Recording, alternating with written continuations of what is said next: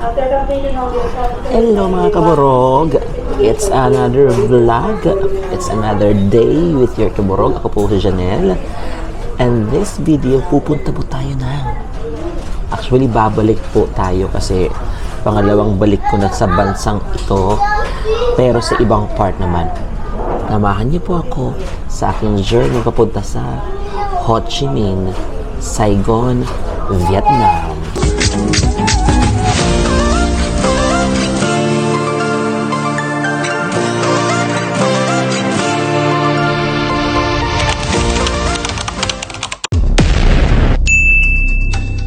Mga kaburog. Yes, dito ako ngayon sa airport na Iya Terminal 1 kasi yun ang aking airport. Ako may-ari, Cheres. Yun ang ating terminal papunta ng Ho Chi Minh or sa Vietnam. Last time, nung nag-Vietnam ako sa may Hanoi naman po iyon. This time naman pupunta tayo ng Ho Chi Minh. And Philippine Airlines po ang ating sasakyang eroplano puntang Ho Chi Minh dahil yun po ang naka-promo na bundle na nabook ko sa Agoda. Yan, mura kasi ang mga flight dyan. And may mga bundle din sila na may kasama ng room. So, check nyo po yan. Ayun, para makamura-mura po kayo diyan para mas bongga. So, ano ba ang mga ganap? Ang aking boarding time is 12:05 kasi ang alis niya is 12:50, mga ganon. So yes, nakapag-travel tax na po ako. Nakadaan na rin ako sa immigration. Syempre, importante ang e-travel. Ano ba maganap ngayon? Ano ba preparations? Actually, pag talaga namang nag-ano ka na, nag-travel ka na talaga, wala naman masyadong tanong-tanong na sa immigration. Ano lang sa akin, kasi it's not my first time, tinanong lang kung kailan ang aking balik. Tapos, kung nag-work ba ako sa government. Sabi ko, hindi. Tapos, 14 ang aking balik, Thursday. Hindi kasi, hindi naman din government ang Clowns Republic. So, yes. So, yun lang yung tanong. Requirements, syempre, at least 6 months na validity ng inyong passport. Boarding pass, syempre importante yan. Kung first time nyo, mag-prepare na kayo ng iba pang mga supporting documents like yung booking nyo ng hotels. Siguro kung baka maghanap ng certificate of employment, yung kayo po ay employed sa private sector. Wow, may mga ganun. Kasi iba-iba po kasi ang requirements. Baka hingian din kayo ng bank statement. Depende po sa pupuntahan yung country. I-check nyo lang din. So, syempre, importante rin po ang e-travel na kinakailangan if mag-fill up po kayo ng at least 72 hours bago ang inyong flight. And at the same time, yung travel tax. Ang travel tax ngayon, you can pay it online. Meron lang additional na like 70 pesos. But originally, sa mismong airport, that's 1,620 pesos ang travel tax kasi kailangan siya. Then, after nun, kapag immigration na ako, tulad na sinabi ko kanina, sa immigration, wala naman masyadong tanong. Sinesend ko lang yung passport and yung boarding pass. Yung e-travel, importante po yan kasi kanina may nakasabay ako na wala siyang account pa sa eGov. Pwede ka rin sa eGov, egov.ph. Download niyo po yun. Kasi hingian kayo ng QR code ng sa e-travel. Importante po yan. Para hindi na kayo ma-hassle. Pag alam nyo nga alis kayo, 72 hours prior to your flight, pwede naman na po kayo mag-fill up. So, yes. Gawin niyo po yan para hindi po kayo ma-hassle sa airport. So, this time, nag-aantay na lang po ako ng aking boarding. Maaga pa. 9:30 pa lang and 12:05 pa yung aking boarding. So, pahinga muna, nood-nood na lang, tapos ikot-ikot sa airport na lang muna siguro ang aking gagawin. Tapos, later, mag-update ako pag na-ando na po tayo sa airport ng Vietnam sa Ho Chi Minh. So, please, dyan lang po kayo. And syempre, nyo kakalimutan na mag-subscribe, i-hit ang notification bell, and share nyo rin po yung live, yung live po share nyo na rin po yung video natin para marami pang mga panood. Ako po ay nag-uumpisa pa lamang, so papakasakali mga kaburog. Alam nyo na ha, kita-kits po tayo later. Yes, we just landed here at Ho Chi Minh, Saigon International Airport. And grabe talaga yung ano nila, tulad ng napanood ko sa vlog. Grabe yung haba ng pila sa immigration. Ayan no. Ayan no. Ba't ang layo pa namin?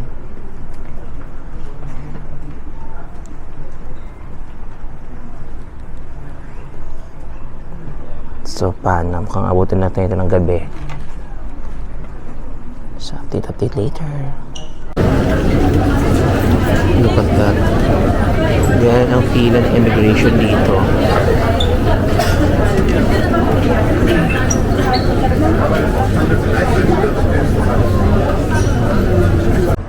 Xin chào! Yes, and just like that, andito na po tayo, finally, sa Ho Chi Minh City, Saigon, Vietnam. And yun lang talaga ang medyo nakakaloka ng very light. Kasi po, napakahaba ng pila sa immigration. Almost 2 hours po talaga yung pila. Papakita ko po dyan yung video, yung video clip. But anyways, ang gawin natin ngayon na is kumuha ng SIM card, tapos syempre lalagay yung SIM card, and then magbubuk po ng Grab papunta sa District 1 kasi doon po ako mag-i-stay sa Sunny Hotel. So parang feeling ko itutulog ko na siya, antok na talaga ako. Anyways, itong quick tour lang muna tayo dito sa airport. Ito siya. Ayan, naandyan yung immigration sa taas, sa part na yan. Yung 2 hours na pila. From there, sa part na yung punta doon sa kabila, punta dyan, puro yan mga baggage claim area. Tapos may kita mo dito, may mga shops, yan, tobacco cigar, duty free, merong duty free sa area na yon. Ayan. Tapos ito yung kung meron ka i-declare mo dyan items or money na marami. Kung wala ka naman i-declare, dito pala, sa pula ka mag-declare pag meron ka mga i-declare sa red. Ayun. May duty free din here. Ayan. Tapos may duty free din sa kabila. Ang daming duty free dito ha. Mayaman sila sa duty free ha. Ayan. Maliit lang din yung airport nila here. Yan, customs din to. Ayan o. May tobacco cigar again. Actually wala na. Yun lang. Sa may part na to ha. Kasi di pa rin ako nakakalabas. So, ayan. Duty free ulit yung part na yan dyan.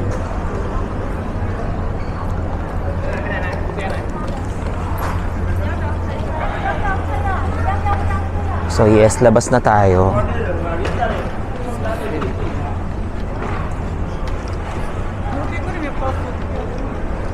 Puntahan ko lang yung SIM card na binook ko sa Klook. Ayan. Tapos, para makapunta na tayo sa hotel, makapag-book na ng Grab. At pagod na ang vaklang, ha? Dito tayo dadaasan, nothing to declare. Sadya muna kayo, ha? Yes, nakuha ko na yung SIM card. So, from arrival hall, ayan siya, turo ko sa inyo. From there, pagka-exit nyo sa area na yan, kakaliwa kayo dito sa pinakadulo. Makikita nyo ang yan, Vina phone. Vina Morales, ano daw? Yan yung counter. Tapos, ayan, gate 1. Or cashier 1. Yan. Pag mag-book kayo ng SIM card through Klook. Yan, this time naman ay mag-withdraw tayo ng Vietnamese dong. So, let's see kung saan meron. Okay na yung SIM card ko at least. Okay, may magandang ATM.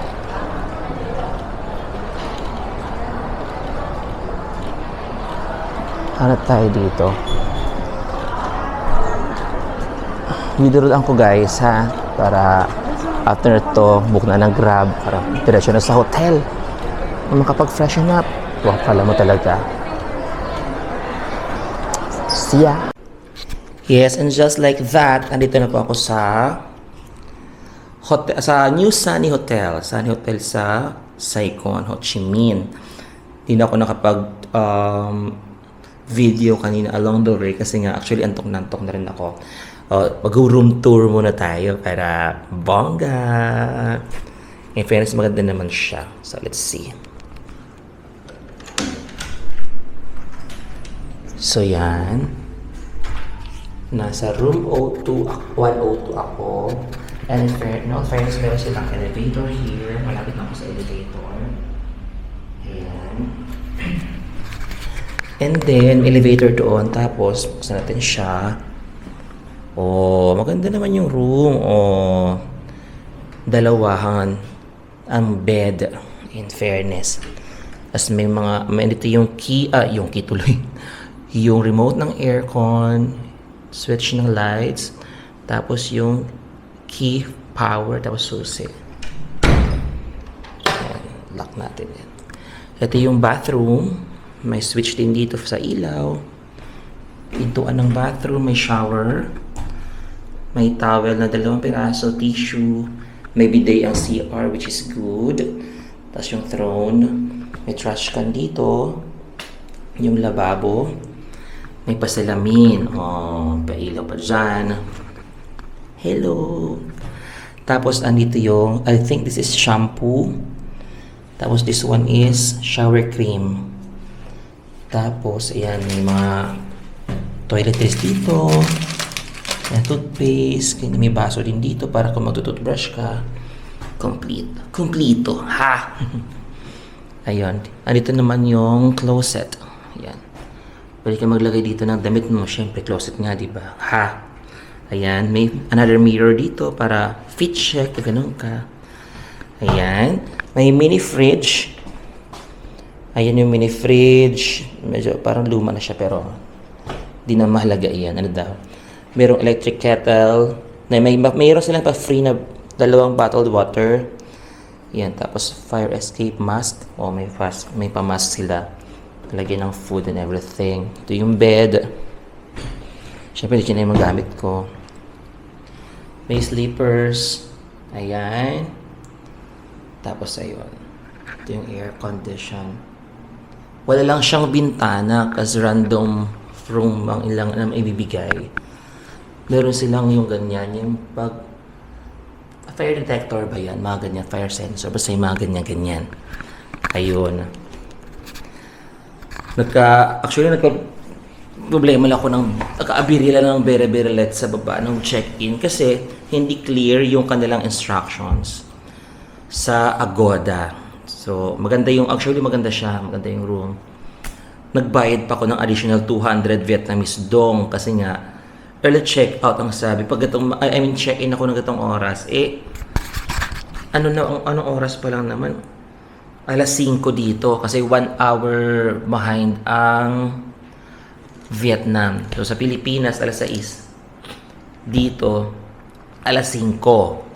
So, sa madaling salita, alas 8 para ako pwede mag-check. Hindi kinakaya ng alas 8 kasi nga, antong na ngayon, bakla na po nyo sa almost 2 hours na pila sa immigration at sa biyahe.